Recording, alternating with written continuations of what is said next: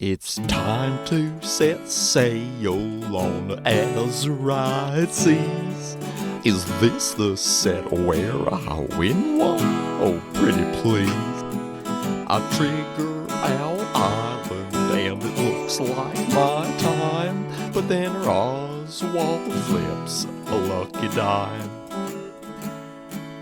Come on now, let's play some Lorcana.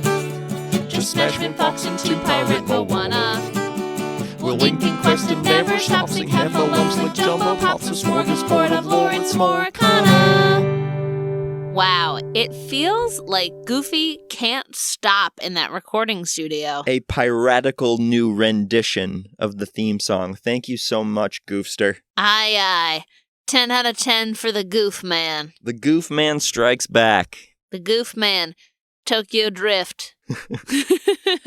Everything is Tokyo Drift with you. Everything's Tokyo Drift in the world, man. Have you ever seen that movie? No. But it's funny to say that. It is. Hey everybody, I'm Brett. I'm Katie. And you're listening to Smorcana, the best and worst Disney/Lorcana/snack crossover podcast in the world. That's us, baby. And that's everything. Every time you have a piece of cake, it's the best and worst piece of cake you've ever had. Really? That's not true. That doesn't quite track. No, it doesn't. Any cake with buttercream is not as good as any cake I've ever had with whipped/chantilly cream. You're just insane. Now, whipped cream is good on a cake, but it's not buttercream. Whipped cream provides balance. It provides a cooling sensation to balance against the dry cake, if there is any dryness. It isn't cloyingly sweet. It's light. It makes you feel like you could eat a whole cake.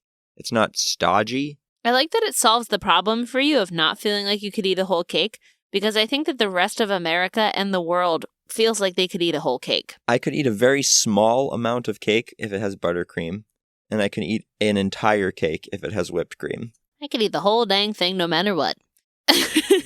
Especially when we're as tired as we are. You know that's right. We're very sleepy. It's been a long, long week. That was a heck of a production you put on of Beauty and the Beast. Thank you. It looked beautiful. Thank you. You did a good job with it, too. You were there helping out with the set and the lights and everything. I chipped in as much as I could, but you were the one who somehow made Be Our Guest keep topping itself. Every single time I thought I was done seeing students wander on stage in a new costume, there would be another costume or another moment with the set or another moment with cool choreography, and it just kept happening and happening and happening for like 8 or 9 straight minutes. And this is, a high school production, and you just worked so hard, and I'm so proud of you. Yeah, they did a really good job. I'm really proud of the kids, and I think that a lot of people had a lot of fun going to the shows. We were there late this morning, and then we had school again today, so... You're exhausted. I'm a little bit sleepy, but Beauty and the Beast is a great show, and it's such a blast to watch, and I love doing that for a job. So I had a great weekend, albeit tiring weekend. It was fun. How about you? You opened a show this weekend. You opened Tuna Christmas. Yep, I opened up a play where I play a whole bunch of characters of all different types. It's pretty fun, but it has been taking up all of my time, and so we haven't been able to play a lot of Lorcana. That's also why our episode was a little bit abbreviated last week. We're going to have as much of an episode as we can this week, maybe a little bit abbreviated, and then hopefully we'll be back on track next week with some more things to report. We certainly will be. You and I love food, and what some people would call the food holiday of food holidays is coming right up in just a few days. It's also a day where you are meant to reflect on the things you are thankful for. It is, of course, American Thanksgiving. The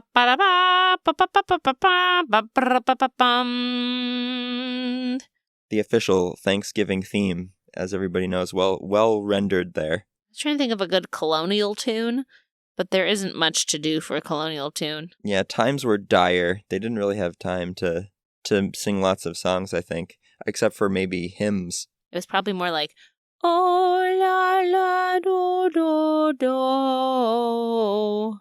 That even sounds more hopeful than I would expect. I'm imagining lots of dirge-like music. Oh, Yeah, more like that. Thanksgiving.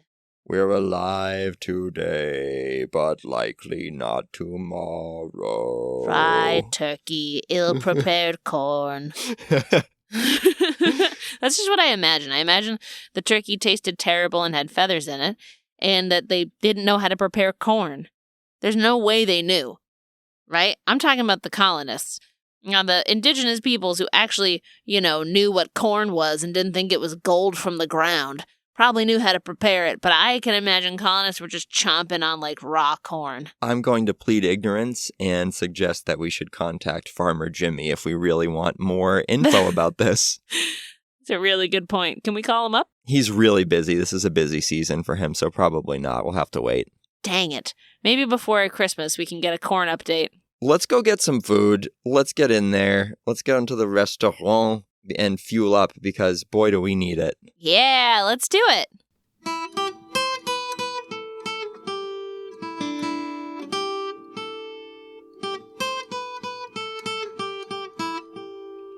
Bonsoir and welcome to the Lorcana Cafe on this very special evening. We have prepared a tremendous meal for you. It is perhaps a meal I am not terribly familiar with. I did not grow up in this country and celebrate your holiday, but it is, of course, time for the American Thanksgiving.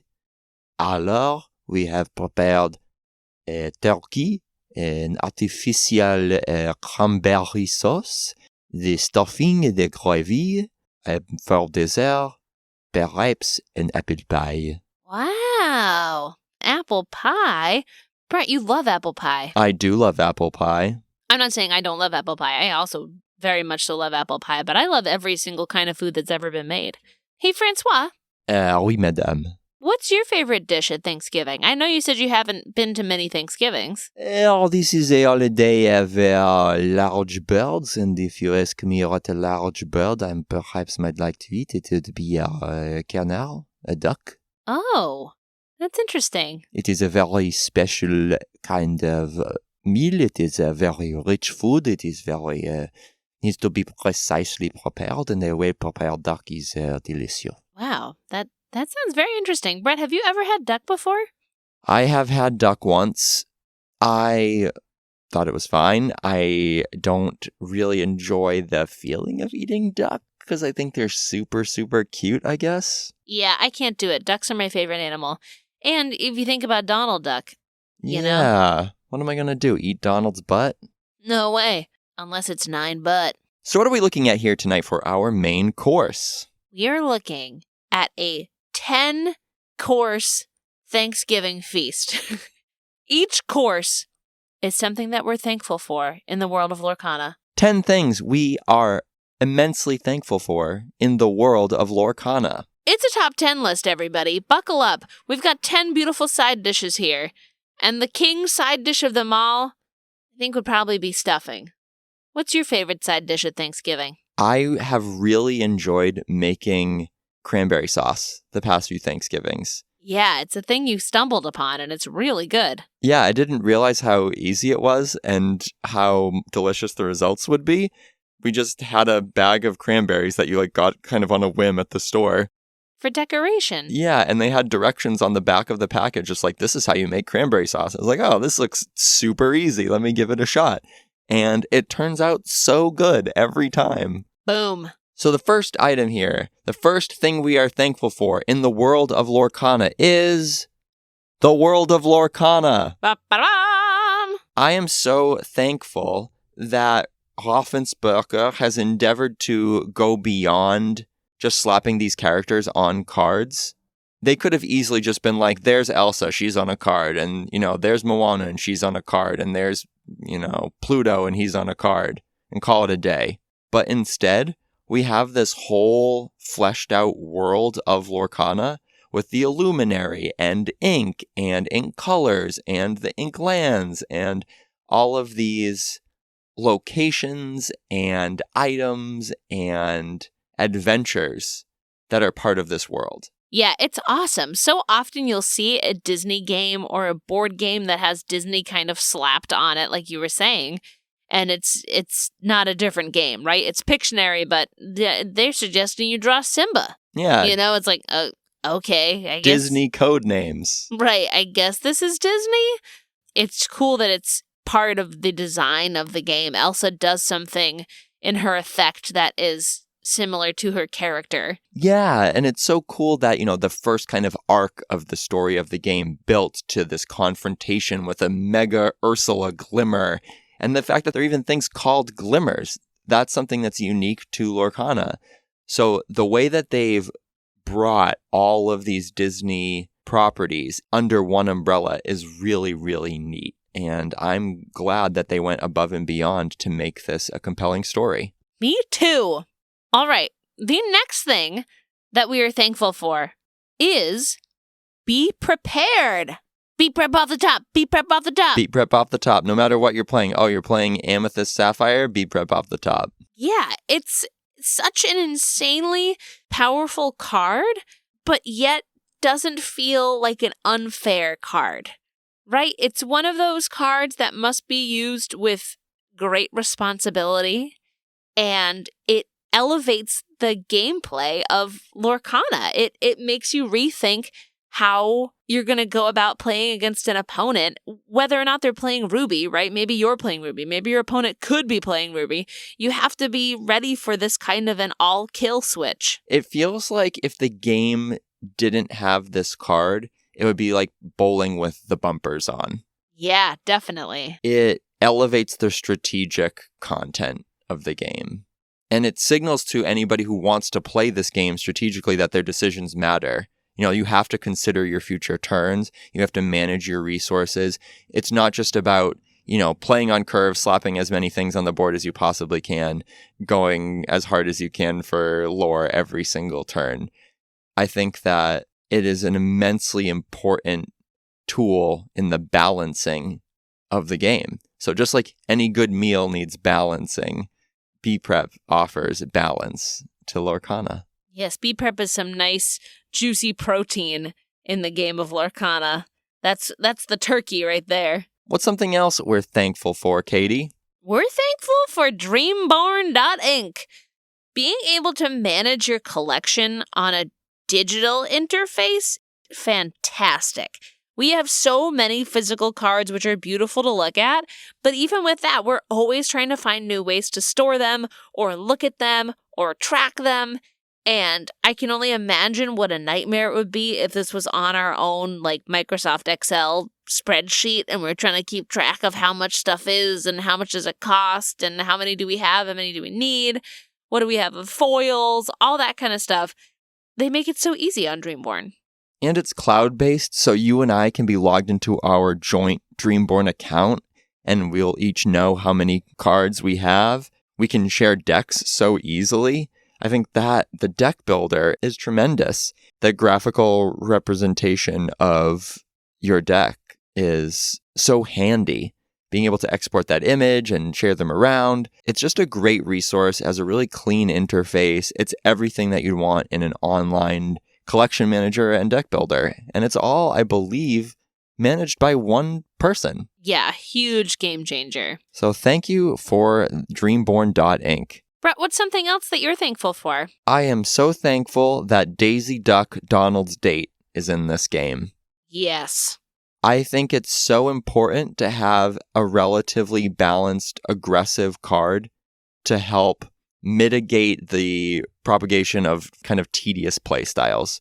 Like, you think about Ruby Sapphire, and that is a deck where if it's the best deck in the meta and it's running away with things, it's really tedious to play against because it feels like you play a card and then it gets removed, and you play a card and it gets removed, and you play a card and it gets removed, and then somehow they win with Tamatoa and Dime or whatever, right? So I think it's super important to have really strong, aggressive cards like Daisy in the game, and I do think she's balanced as well with her unink ability and the drawback where she can potentially be feeding your opponent cards.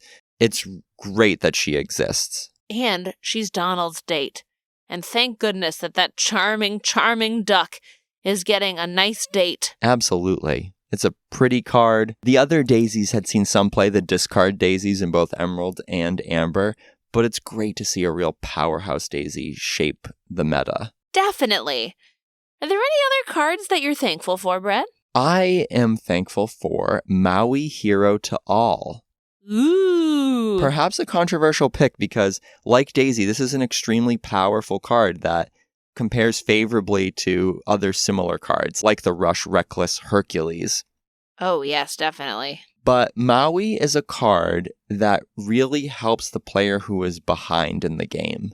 And comeback mechanics like that are so important. You don't want to feel like your opponent got ahead early and you had no agency and could never come back into the game.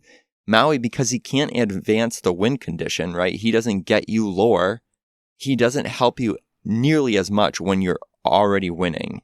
What he really does is he says, okay, you're behind on the board, but I'm going to crash into something, remove your opponent's biggest threat, stick around, and help you fight back. I'm a big fan of Ruby cards. Specifically, I'm a big fan of this Maui, so I agree. I'm also very thankful for Maui.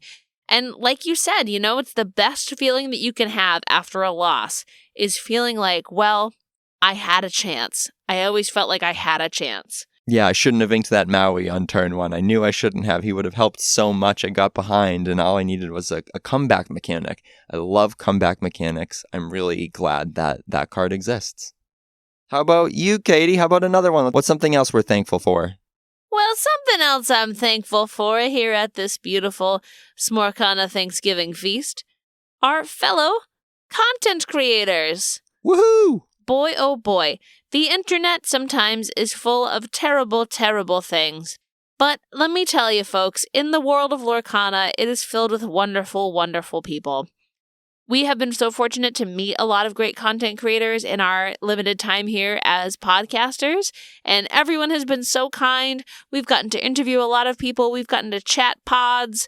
It's been a really great experience for us. It makes us love the game even more than we already do. I particularly am thankful that the Lorcana content creator space is so open. I feel like there's a particular breadth of content that is allowed or accepted or celebrated in this community.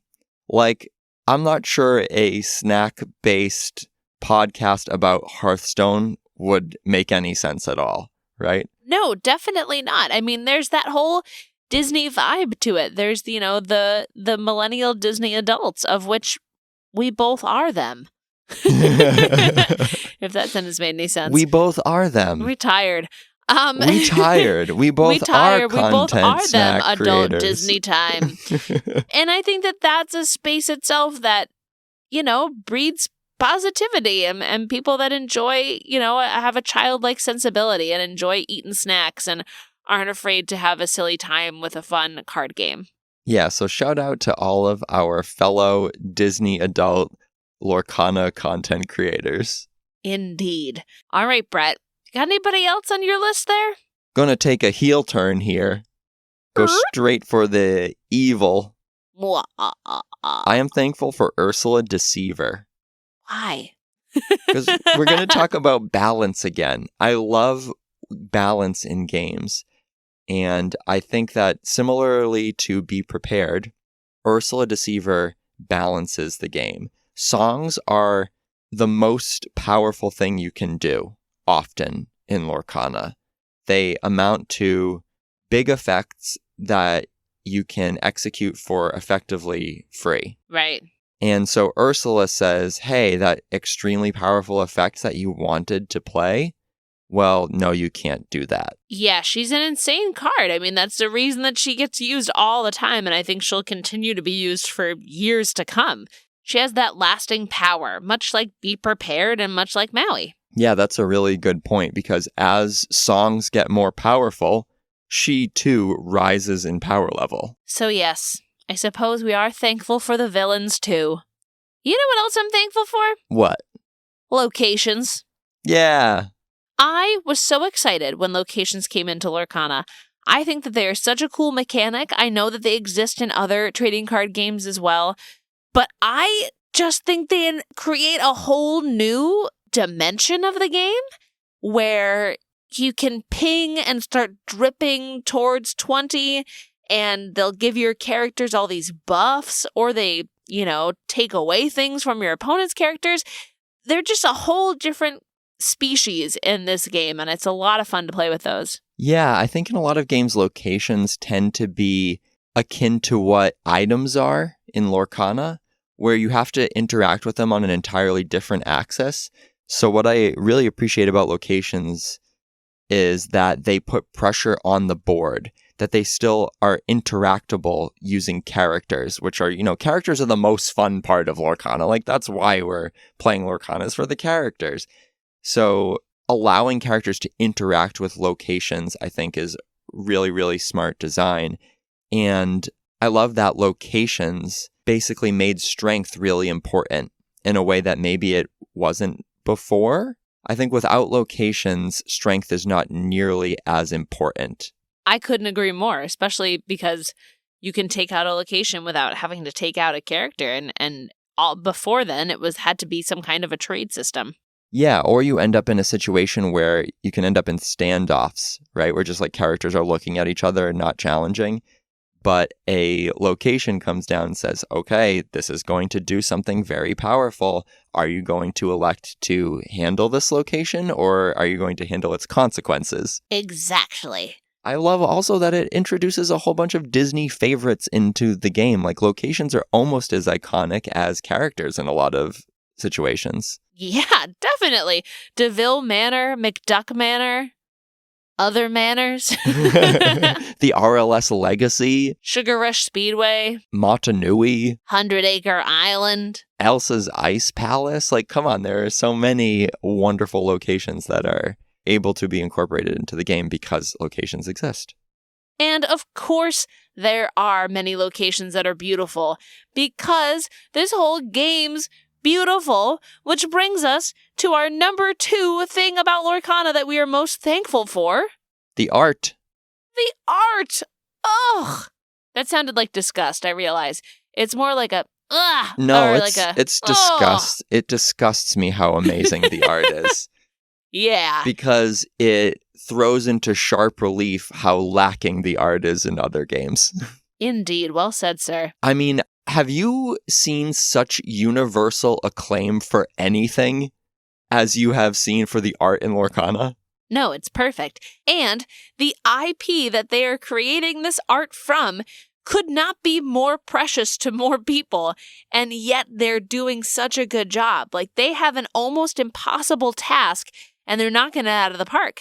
They're honoring the past, and they're also inventing for Lorcana's future. It's so cool to see. Invigorating to see.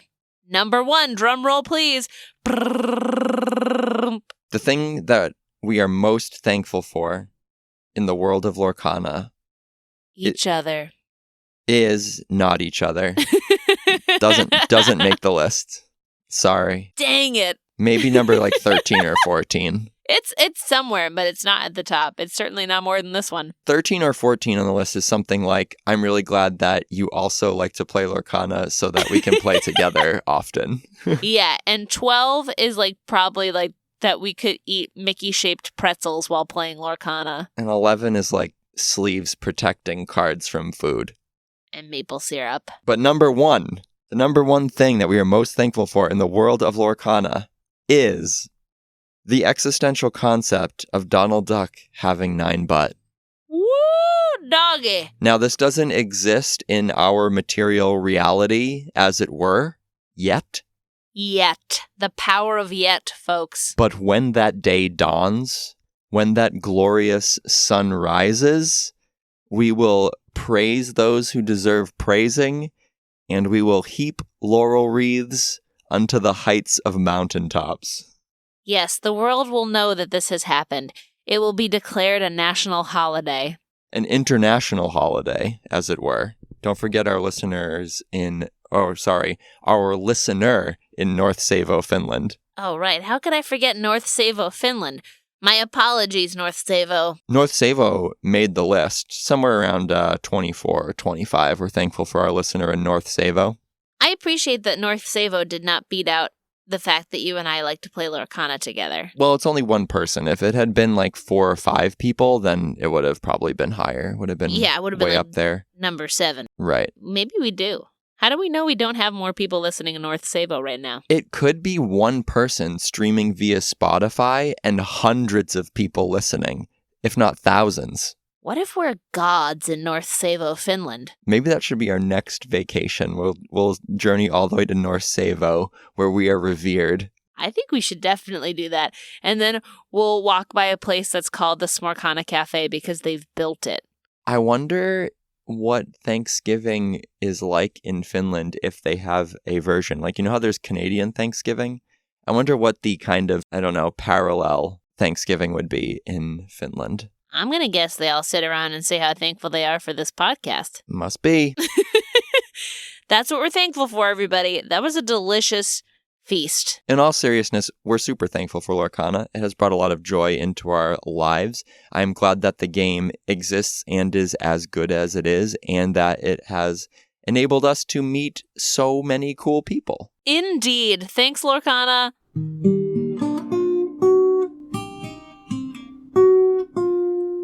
Well, now that we're full to bursting, let's loosen our belts and cleanse our palates with a little dream card.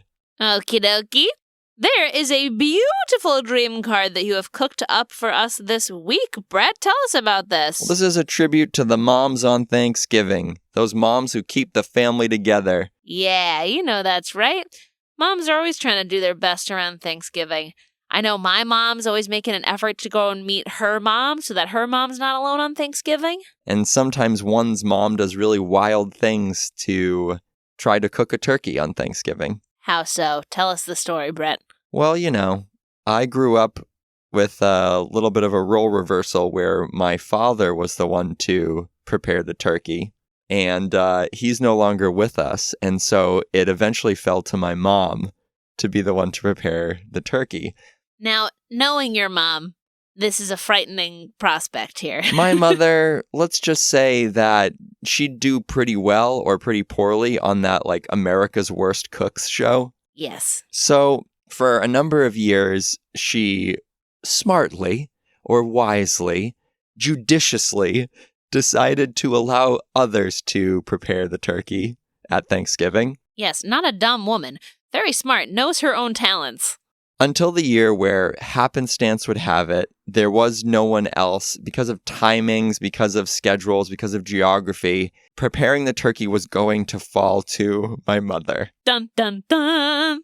My mother, on Thanksgiving morning, pried a frozen turkey out of the freeze box and prepared to boil a frozen turkey for Thanksgiving. It's the most insane thing I've ever heard of. How did she get a pot that big? It's insane in so many ways. It's like, what was this turkey that it was in the freezer to begin with, right? Right. Why did she think that she could take it out the morning of? And why did she think she could immediately proceed to boil the frozen turkey to prepare it? Where did this come from?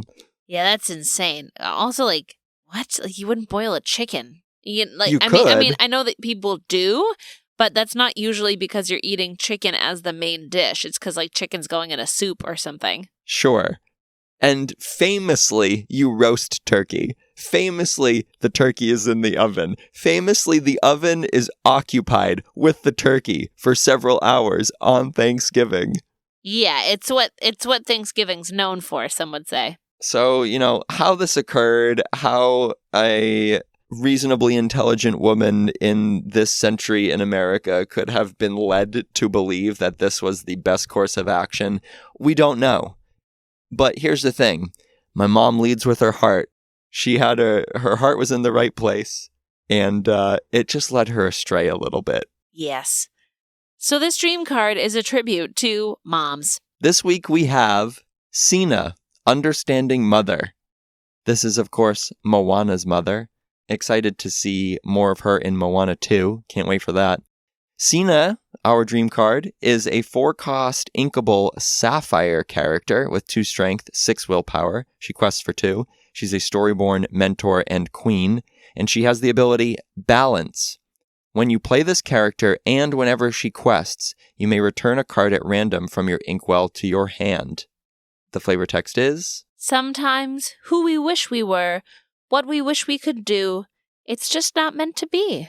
So this hopefully reflects Sina's kind of compromising nature.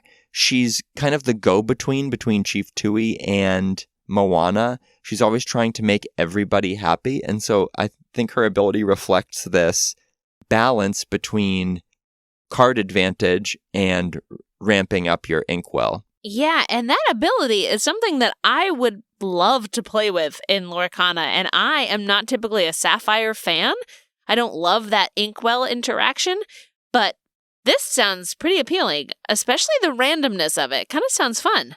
Yeah, it limits the power level for sure, right? Because you don't know what kind of card you're getting, but there's a little bit of reduction in variance because, of course, you're usually choosing the cards that go into your inkwell. Just like with Mufasa, it can be kind of a counterplay for, having your lucky dime put into your inkwell by a hideaway, but it does have that all-important may word, so you can choose to not trigger this.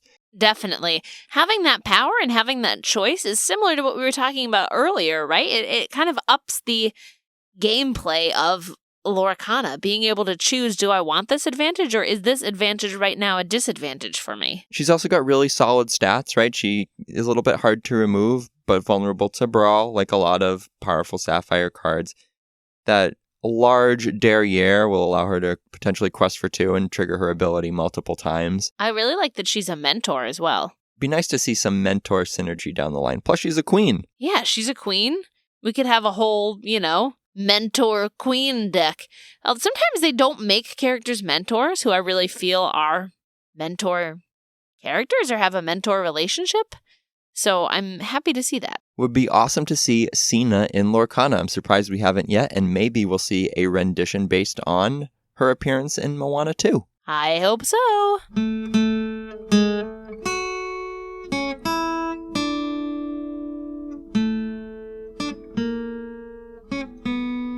Well, Katie, what's next on the menu as the holiday season rolls along? It rolls indeed. We'll probably literally be eating rolls in just a few days. So what's coming up next for us? We're going to give a little first blush of the meta here. We're going to be playing some games. We're going to have much more time to play games together. I may hit up a tournament this weekend. I know that you have got shows all weekend, but my show is done. So I may have time to hit up a tournament. I may just spend time sitting and staring into the void because I'm so exhausted. But either way, we'll have more to say about what's going on in the meta. We're going to talk about storage solutions as well. We've been kind of experimenting with how we want to store our cards moving forward. And something that folks seem to always be interested in is, hey, how do you store your cards? How do you store your cards? Do you keep yours in a binder, a box, et cetera, et cetera? So we're going to talk about some of the different methods for keeping your cards organized and safe. Yes, and coming up soon, the next part of our series, the Animal Kingdom edition of our What Restaurants to Eat in Walt Disney World series. We need to have a catchier name for that series. We'll figure one out. All right, everybody. We're off to eat a bunch of turkey. So please, until next time, keep on snacking.